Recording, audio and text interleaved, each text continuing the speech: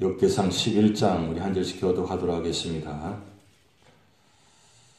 온 이스라엘이 헤브론에 모여 다윗을 보고 이르되 우리는 왕에 가까운 혈족이니이다. 전에 곧 사울이 왕이 되었을 때에도 이스라엘을 거느리고 출입하게 한 자가 왕이시었고 왕의 하나님 여호와께서도 왕에게 말씀하시기를 내가 내 백성 이스라엘의 목자가 되며 내 백성 이스라엘의 주권자가 되리라 하셨나이다 하니라.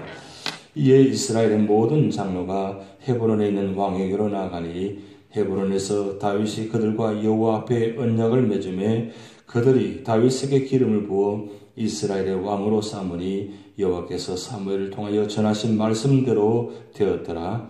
다윗이 온 이스라엘과 더불어 예루살렘 곧 여부스에 이르니 여부스 땅의 주민들이 거기에 거주하였더라.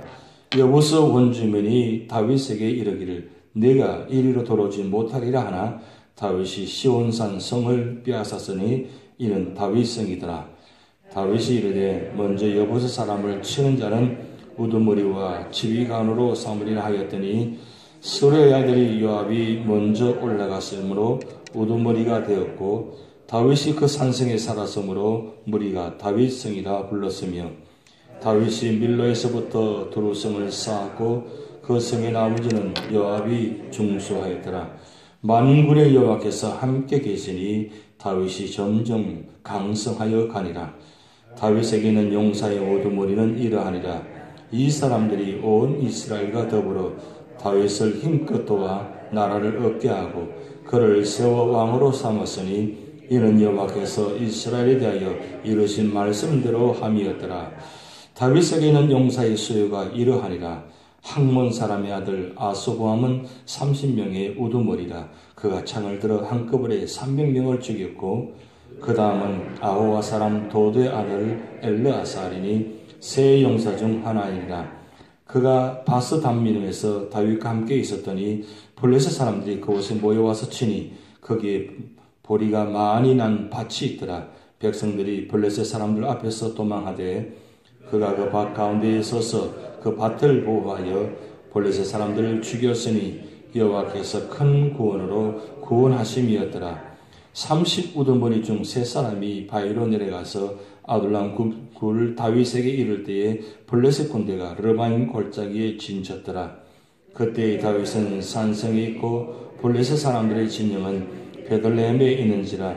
다윗이 갈망하여 이르되 베들레헴 성문 곁 우물물을 누가 내게 마시게 할꼬 하며 이 3사람이 블레셋 사람들의 군대를 돌파하고 지나가서 베들레헴 성문 곁 우물물을 길어가지고 다윗에게서 왔으나 다윗이 마시기를 기뻐하지 아니하고 그 물을 여호와께 부어드리고 이르되 내 하나님이여 내가 결단코 이런 일을 하지 아니하리다.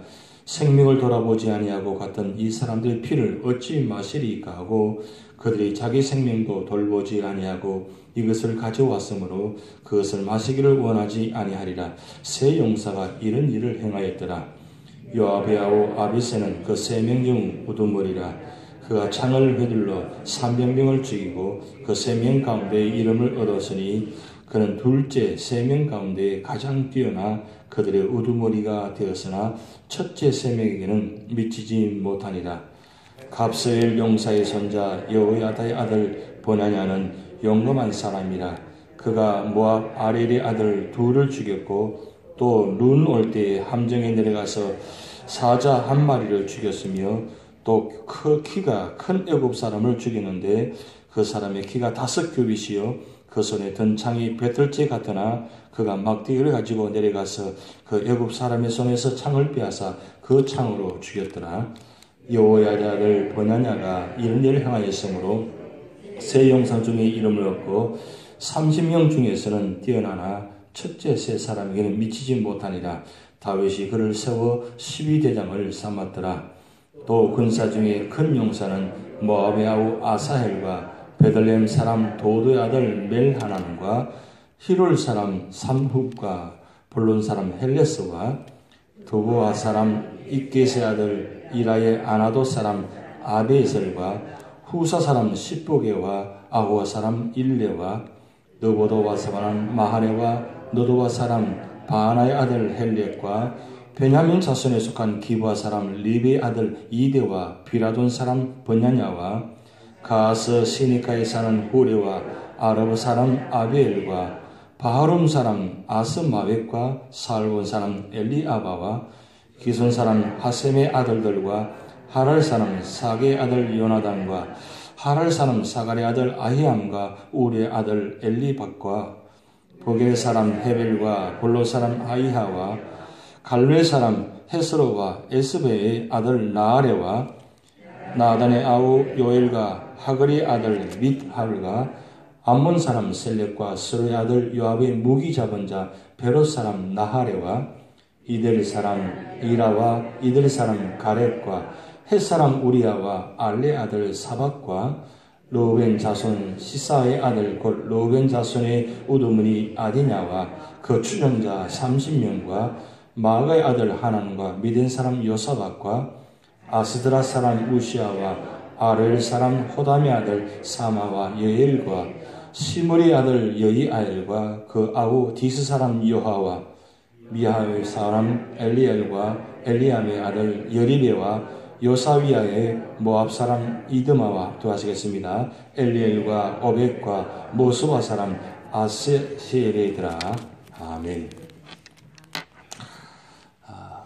이 역대상 11장은 다윗이 나라를 어떻게 세우는지 그 모습을 기록해 놓았습니다. 오늘 이 말씀 가운데 세 가지 우리가 꼭 기억해야 될 말씀입니다. 나라가 세워지고 그리고 교회가 세워지고 가정이 세워지는 이 모든 일들을 어떻게 이루어지는가 그 말씀을 기록되는데 오늘 1절, 2절 말씀을 통해서 다윗이 왕이 세워진 것은 어떻게 세워졌느냐? 그것은 하나님의 뜻에 따라 세워졌다는 겁니다. 왕이 세워진 건 물론 다윗이 능력이 있고 또 지혜가 있고 그런 힘 있는 장수입니다. 그러나 그것보다 더 중요한 건 뭐냐면 하나님께서 다윗을 세웠었다는 겁니다.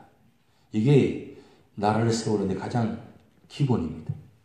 하나님께서 세우지 아니하시면 그 세워짐이 다 무너진다 그랬어요. 마태복음 산상수훈의 5장부터 7장까지 말씀이 있는데 7장 마지막 부분에 이 세워짐에 그런 기록된 말씀이 있습니다. 반석 위에 세우지 아니하면 다 무너진다 그렇게 기록되어 있어요. 그 뜻은 하나님 나라는 어떻게 세워지느냐?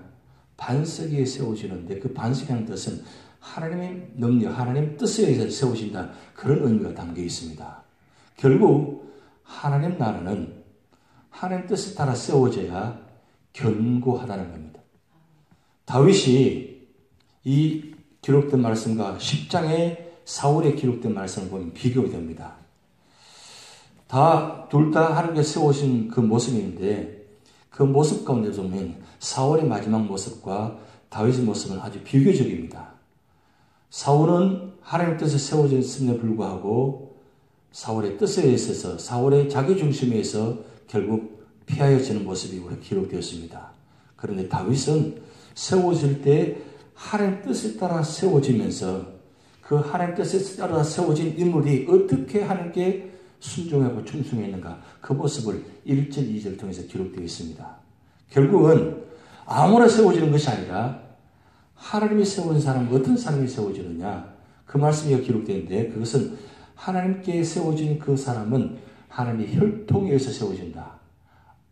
여러분 아무나 세워지면 어떻게 되겠습니까? 그렇게 문제가 되어진다는 건데 그런데 다윗은 하나님 뜻에 따라 세워진 인물이면서 그리고 그 나라의 혈통적으로나 모든 면에서 합당한 사람이었다는 거죠.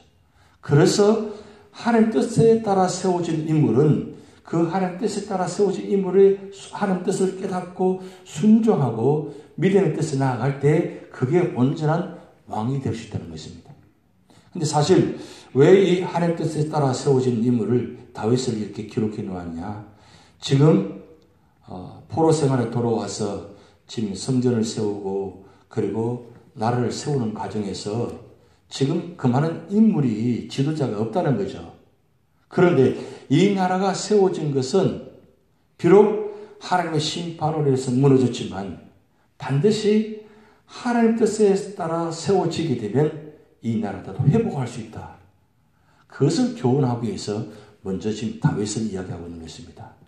그래서 다윗이 세워짐은 하나님 뜻에 따라서 세워진 인물이기에 오늘 우리에게도 하나님 뜻에 따라 세워진 인물을 통해서 하나님 역사를 만들어 가신다. 그 뜻을 지금 말씀하고 있습니다.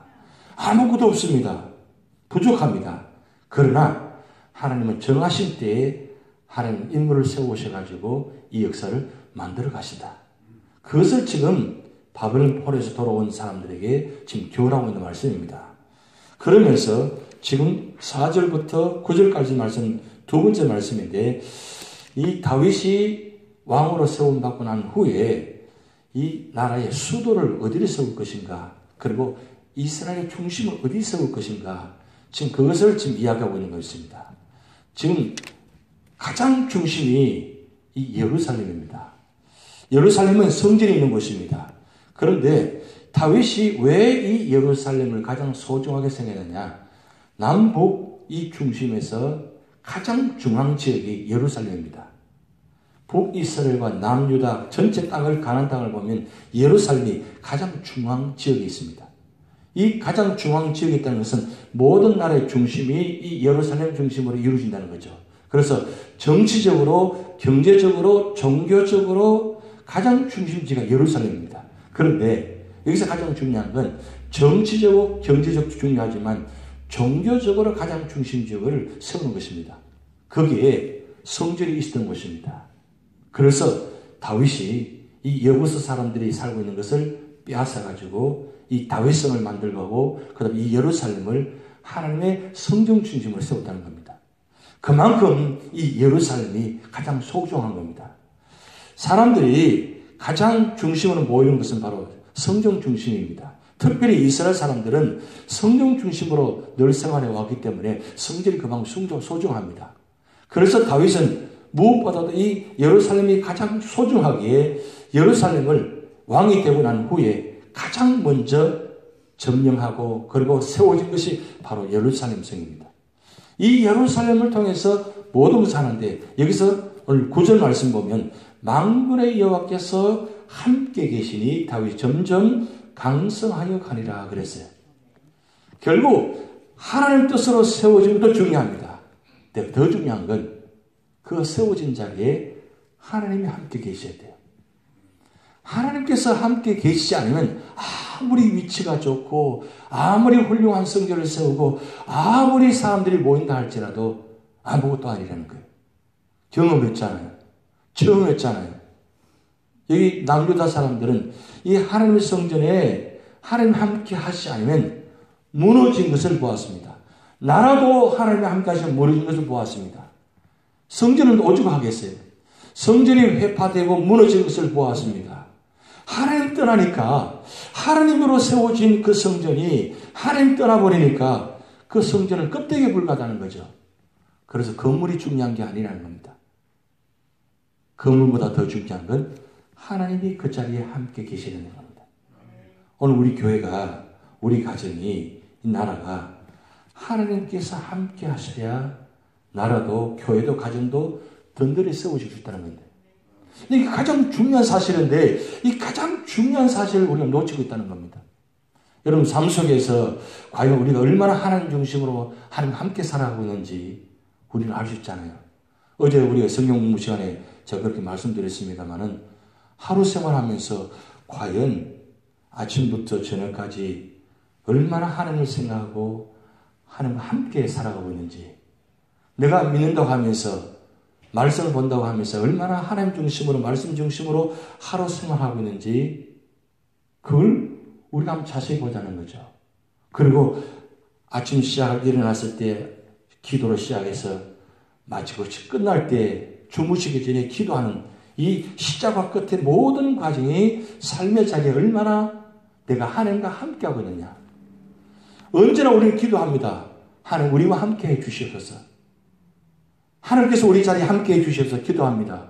근데 문제는 뭐냐면 하나님은 늘 함께 계시는데 나는 하나님과 함께 하지 않아요. 이게 얼마나 이율배반적입니까? 하나님과 함께 해달라고 기도하는 것은 무슨 이유입니까? 나도 하나님과 함께 하겠다는 뜻이잖아요. 그런데 나는 하나님과 함께 하지 않습니다. 생각과 마음이 내가 얼마나 하나님과 함께 하고 있습니까? 지금 왜 이런 이야기를 하느냐? 다윗이 그만큼 언제나 하나님과 함께 있다는 거예요. 무슨 일을 하는지 우리가 사무엘상하를 말씀 보면 언제나 하나님께 묻고 기도하고 그리고 나아갔다는 거예요. 그러니까 하나님께서 축복하시잖아요. 그리고 다윗이 어디를 가든지 이기게 하셨더라. 그렇게 기록되어 있어요. 이게 한 이유는 뭐냐면 언제나 다윗은 하나님께 물었습니다. 그 뜻은 언제나 하나님과 함께 있다는 거죠. 하나님은 언제나 우리와 함께 하십니다. 24시간 언제나 함께 하십니다. 시편 121편에 하나님께서 우리와 함께 하신 모습을 기록해 놓았어요. 그게 뭐라고 기록했습니까? 졸지도 아니하시고 주무시지 아니하시고 언제나 함께 하신다. 그렇게 성경 말씀에 기록되어 있어요. 그런데 진짜 우리는 그렇게 하고 있지 않다는 거예요. 이게 놀라운 일인지 아니면 안타까운 일인지 모르겠습니다만 이게 중요합니다. 하나님은 어떤 자와 함께 하시느냐? 하나님을 가까이 하는 자. 그래서 야고보 4장에 보면 하나님을 가까이 하라. 그리하면 가까이 하시라 그랬어요. 하나님은 언제나 우리와 함께 하십니다. 가까이 하십니다. 근데 특별히 누구와 함께 하시느냐? 하나님과 가까이 하는 자. 그래서 우리 눈이, 우리 귀가, 우리 마음이, 우리 생각이 언제나 하나님과 함께 하는 자. 그래서 시편 1편 1절에 복 있는 사람은 어떤 사람이냐? 2절 말씀에 여호와의 말씀을 주야로 묵상하는 자다 그랬어요. 이 묵상이라는 말은 되새김질 한다는 의미가 있는데 언제나 말씀을 생각하고 말씀 안에 살아가는 사람. 그게 뭐냐? 하나님과 함께하는 사람이에요. 실제적으로 나타나는 겁니다. 실제적으로 하나님과 함께하는 사람이 어떤 사람이냐? 언제나 말씀과 함께하는 사람. 이게 하나님과 함께하는 사람이에요. 그러면 새초부터 새말까지 언제나 하나님을 살펴보신다고 신명이 기록되어 있는데 그럼 어떤 사람을 살펴보시고 어떤 사람과 함께 하시겠습니까? 어떤 사람을 축복하시겠어요? 하나님과 함께하는 모습이 있는 사람을 축복하시잖아요. 물론 당연히 하나님이 선택한 사람은 택한 사람은 하나님의 자녀는 언제나 함께 하십니다. 그런데 덤으로 주는 축복이 누구에게 주느냐? 일반적인 은혜와 특별한 은혜가 차이가 있습니다. 일반적인 은혜나 누구나 똑같이 다 주어지는 은혜입니다. 그런데 특별한 은혜는 아무나 주어지지 않습니다. 그 특별한 은혜는 언제나 하나님과 함께하는 사람에게 주어지는 축복입니다. 그래서 이 두 번째 말씀 만군의 여호와께서 함께 계시니 다윗이 점점 강성하여지리라. 여러분 구약성경에 이 네 명의 족장이 나옵니다. 특별히 창세기 보면 아브람, 이삭, 야곱, 요셉. 그런데 요셉을 보면 창세기 39장에 보면 하나님 요셉과 함께 하시니 형통하였더라. 하나님께 요셉과 함께 하시니 형통하였더라. 하나님과 함께 하시니 형통하였더라. 이게 3번 반복이 나타납니다. 39장에. 형통이라는 단어를 가장 많이 사용한 사람이 바로 요셉입니다. 근데 왜 하나님께서 요셉과 함께 하셨느냐? 그래서 형통의 축복을 주셔서 그 형통의 축복을 주셔서 그를 구원자로 세우게 하시기 위해서 하셨다는 거예요. 왜 요셉을 함께 하셨느냐? 그를 구원자로 세우기 위해서 함께 하셨다는 뜻입니다. 다윗을 왜 세워주셨느냐? 왜 함께 하셨느냐? 다윗을 통해서 구원자로 세우게 하셨다는 겁니다. 결국 다윗을 통해서 뭘 보여주시느냐? 역대상하를 통해 가지고 예수 그리스도를 통해서 나타나는 그 줄기, 한 믿음의 줄기를 보여주시려고 다윗을 이야기하시는데 다윗을 왜 함께 하시느냐? 그를 통해서 하나님 세워진 축복이 있다는 거죠. 이게 바로 이 모습입니다. 그 말씀, 결국 이 말씀한 이유는 뭐냐면 바벨론 돌아와서 지금 예루살렘 성에 모여서 함께 살아갑니다. 그러면 어떤 사람을 함께 하시느냐?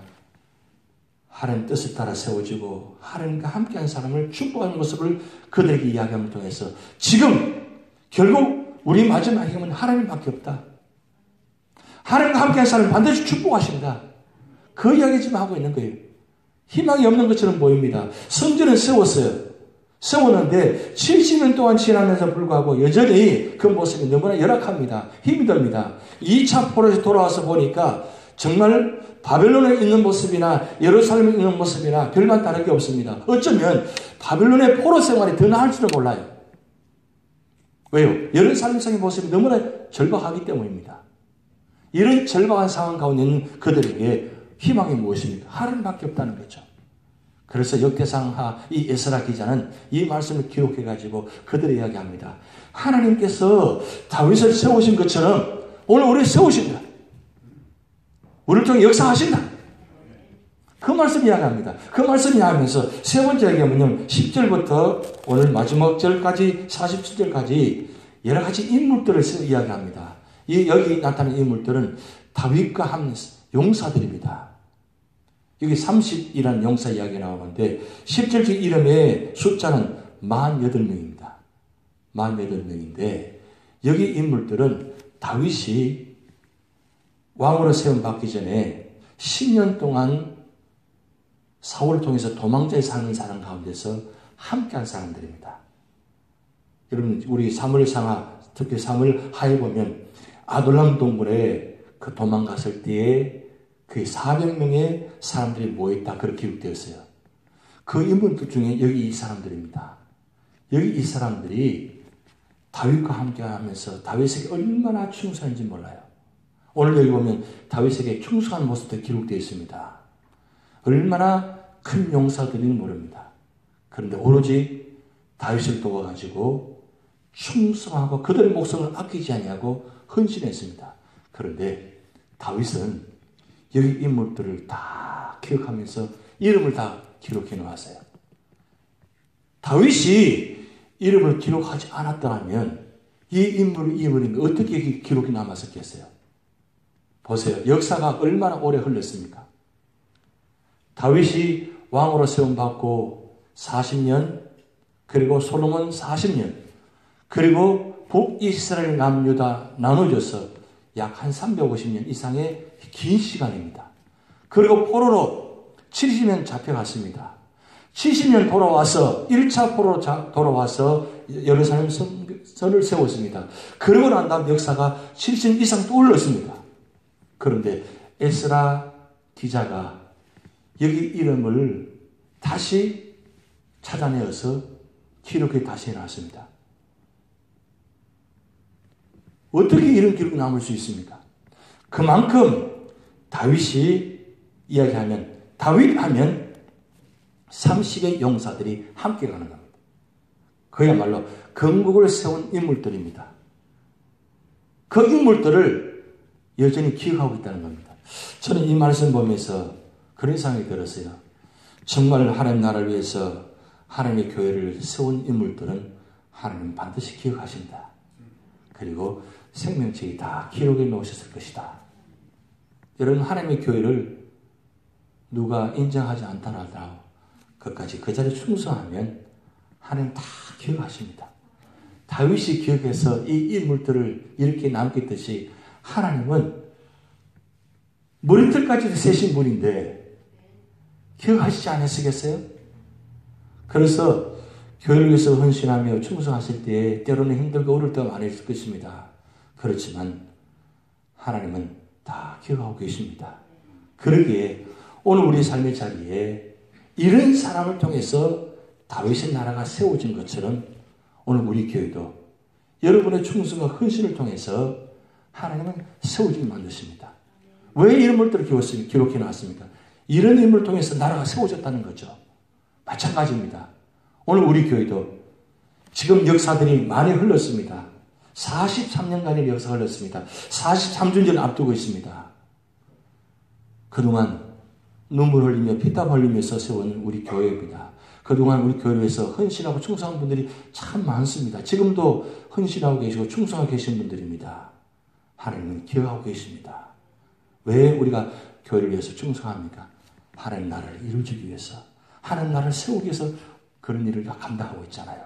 근데 중요한 건 이 말씀을 기록하면서 지금 바벨론에서 돌아온 사람들이 이야기합니다. 이렇게 하나님의 이름을, 사람의 이름을, 충성한 사람을 기록했듯이 우리가 지금 여러 가지 부족하고 힘들지만 우리가 끝까지 충성하면 하나님 기억하십니다. 그걸 이야기하고 있는 것입니다. 오늘 이 말씀이 여러분 말씀이 되고 여러분의 삶의 자리가 그런 축복이 나타날 줄 믿습니다. 우리 다 같이 기도를 하시겠습니다. 하늘에 계신 우리 아버지여, 이름이 거룩히 여김을 받으시오며 나라의 마옵시며 뜻이 하늘에서 이룬 것 같이 땅에서도 이루어지이다.